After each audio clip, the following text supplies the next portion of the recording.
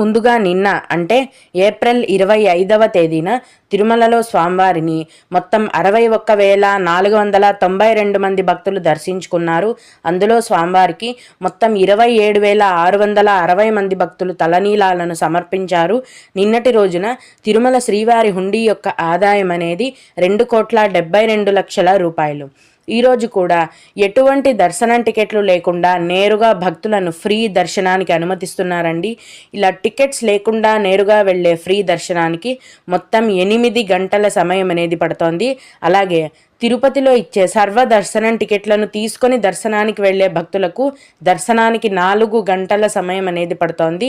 300 రూపాయల దర్శనం వారికి మరియు 500 రూపాయల దర్శనం వారికి దర్శనానికి 3 గంటల సమయం అనేది పడుతోంది.